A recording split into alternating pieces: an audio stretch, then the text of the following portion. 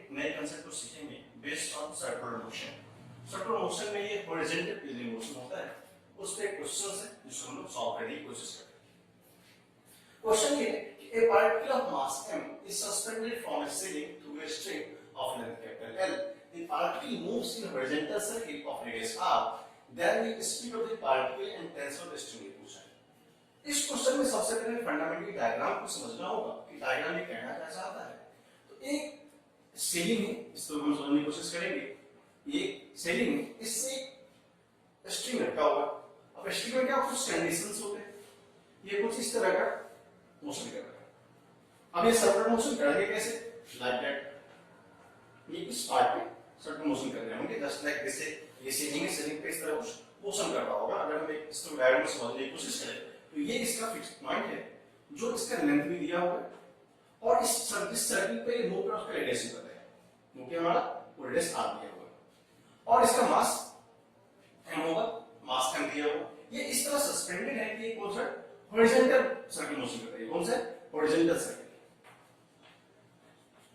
Horizontal circle ऐसा जैसे string पे टेका और स्ट्रिंग इस तरह का एक सर्किल फॉर्म करना, ऐसा कुछ हो रहा है इसमें। अब दो बातें से इसमें L और R पता है। हमें पूछा है कि इसमें पार्टिकल का स्पीड और टेंशन कितना होना चाहिए।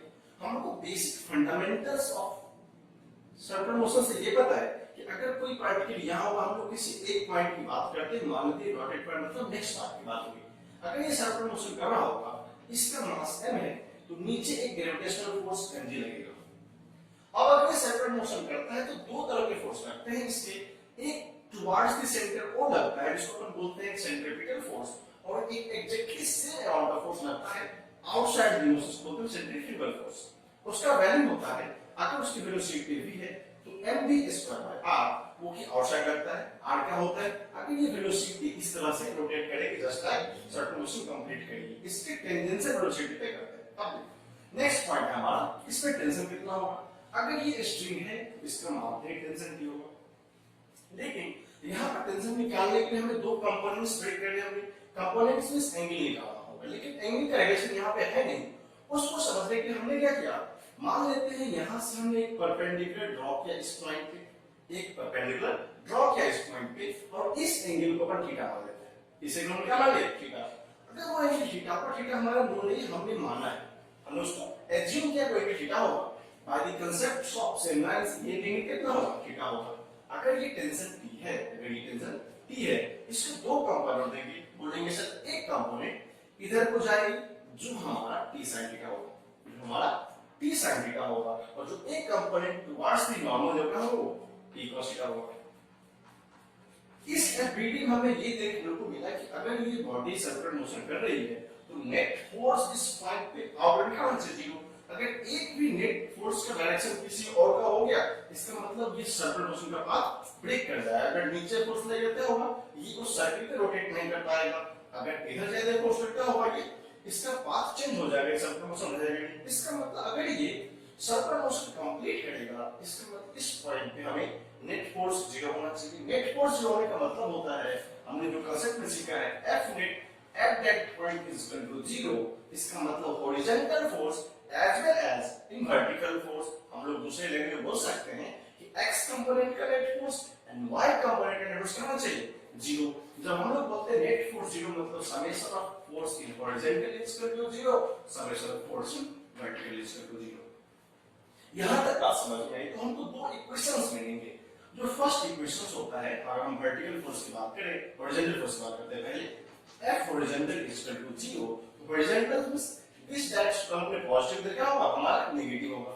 यहां लिखेंगे T sin theta minus md square r is equal to 0। तो यहां से मुझे एक इक्वेशन सुंदर सा मिलता है, उस इक्वेशन होता है T sin theta is equal to md square. ये हमारा फर्स्ट पार्ट हो गया।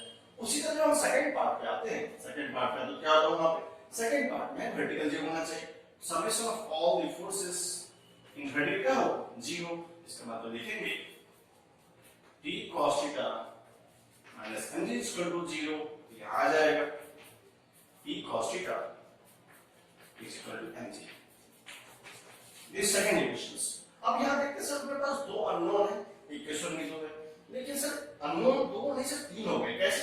एक टी भी अननोन है, दूसरा बी भी अननोन है, तीसरा थीटा भी अननोन है, बट हमारे पास इक्वेशन सिर्फ दो ही है। तो जब इक्वेशन हमारे पास दो है, अननोन तीन है, तो हमें एक और रिलेशन एस्टेब्लिश करना होगा जिसमें कि थीटा का हम कुछ कर सकते हैं। अब चलिए जो पॉइंट की बात है, इसमें फर्स्ट पॉइंट है कि हम लोग सबसे रिलेशंस कैसे करेंगे। अगर हम फर्स्ट की चाहे तो हम लोग इक्वेशन फर्स्ट एंड सेकंड को डिवाइड करते हैं, फर्स्ट और सेकंड को डिवाइड करते हैं। जो हमने फर्स्ट को अगर सेकंड से डिवाइड किया तो हमें मिल गया tan theta is equal to b square by rg। ये इक्वेशन आ जाएगा, देखेंगे यहां से tan थीटा, क्योंकि ये dt कैंसिल हो जाएगा, sin by cos tan mb square by r by mg, m से m कैंसिल हो जाएगा, तो v स्क्वायर बाय r। अब एक कांसेप्ट का sir v square in terms of आ जाएगा tan थीटा, तो आप यहां से देखेंगे v square is equal to rg tan theta. लेकिन यहां पर rg तो पता है बट थीटा अननोन है, तो यहां से v का वैल्यू हो जाएगा root under rg tan theta. अभी भी हमारा आंसर कंप्लीट नहीं हुआ है, तो थीटा अननोन है। फिर एक बार हम करते हैं इसको, अगर हम सेकंड इक्वेशंस को देखें, सेकंड इक्वेशन को देखें, तो सेकंड में t cos थीटा हमें टेंशन में निकालना है, या तो हम mg क्योंकि अब v अननोन है, तो बेटर होगा हम लोग इस इक्वेशन से ट्रेवल कर लें। इससे क्या होगा, एक थीटा ही अननोन है, यहां पे दो अननोन होंगे, ठीक है। तो हम लोग फ्रॉम सेकंड इक्वेशन क्या होगा, t cos θ equal to mg, यहां से लिख सकते हैं t cos θ equal to mg, तो t क्या हो जाएगा mg बाय cos θ। अब सारा का सारा जो फंडामेंटल्स एक ही चीज पे टीका है, सब थीटा कैसे करना पड़ेगा। अब आप एक रिलेशन देखिए, अगर सर ये ट्रायंगल होगा, अगर ये ट्रायंगल होगा इसकी बात करें, अगर ये ट्रायंगल होगा, ये लेंथ अपने को r पता है, ये लेंथ l पता है, अगर ये थीटा है तो क्या आप निकाल सकते हैं यहां से, यस सर।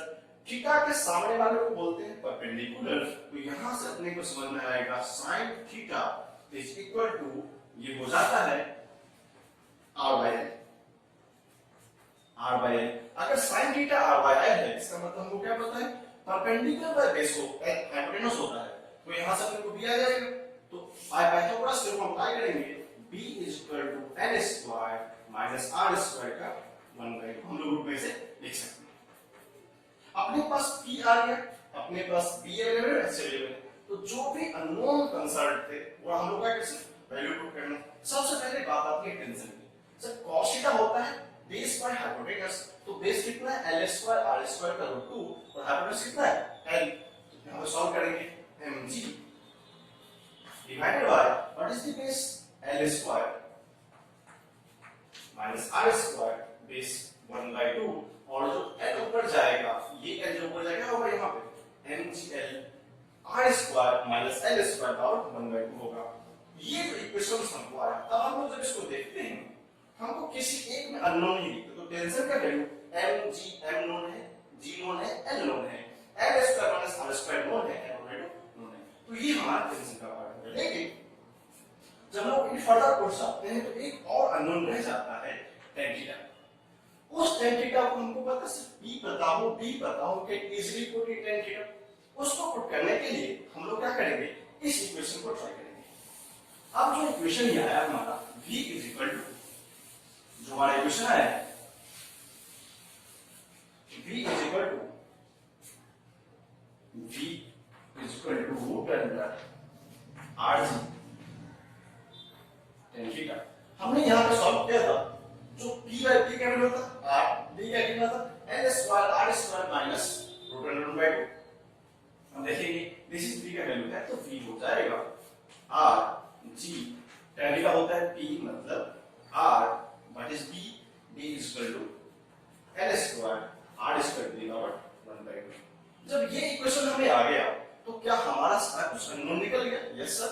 ये r नोन है, g नोन है, ये भी r नोन है, इसको थोड़ा सा रीअरेंज करते हैं, तो होता है हमारा g r square root under, अब रूट के अंदर वन रूट आ गया, इसका मतलब 1/2 का क्या हो जाएगा, फिर से हो जाएगा, तो यहां से l square minus r square 1/4, ये हो जाएगा 1/4। तो हमें जो आंसर मिलेगा यहां से, r स्क्वायर को रूट से बाहर कर लेते हैं, r स्क्वायर को हम क्या करते हैं रूट से बाहर करेंगे, जब r स्क्वायर रूट से बाहर आएगा क्या बचेगा, सिर्फ g बचेगा, और ये भी हमारा था velocity of speed of the particle, वो कितना हो गया l square minus r square 1/4। That is metre per second. You can write it, this is newton. ये किसमें होगा? न्यूटन में होगा. हमें दो चीज निकालने थे. फर्स्ट चीज, सर इसका स्पीड निकालना था. फर्स्ट हमने अप्लाई किया, इक्वेशन में दो ही आए थे, बट हमने घर में क्या किया, बेसिक फंडामेंटल्स इस ट्रायंगल से लगाया जो हमने थीटा मारा था. थीटा को एलिमिनेट कर देंगे जैसे p by b, then apply put the value of theta is here and here. तो हमारा टेंशन आ गया mgl l square minus r square power 1 by 2 Newton and v is equal to r root g l square minus r square power 1 by 4. अब हम लोग को दो solution मिल गए. First solution v is there and t is there. हमको v का solution मिल गया and t का सॉल्यूशन मिल गया. हम लोग क्या करते हैं, ऑप्शन की ओर चलते हैं. ऑप्शन क्या है? First v is equal to root under rg l square minus r square 1 by 4, t is equal to mgl l square r square 1 by 2. Option हम देखते हैं, तो यहाँ पे rg रूट के अंदर है, बट बाकी सब तो करेक्ट है. टेंशन भी करेक्ट है, बट यहाँ पर क्या है, r रूट के अंदर है, बट हमारा आंसर कितना है सर? वो r जो है रूट के बाहर है, इसलिए ये ऑप्शन हमारा करेक्ट नहीं. करेक्ट हमारा नहीं क्यों? क्योंकि r स्क्वायर यहाँ पे था, बट यहाँ पे क्या है, r है. तो नेक्स्ट ऑप्शन है b is equal to r root g l square minus r square 1 by 4. yes, this is matched. ये हमारा मैच कर गया.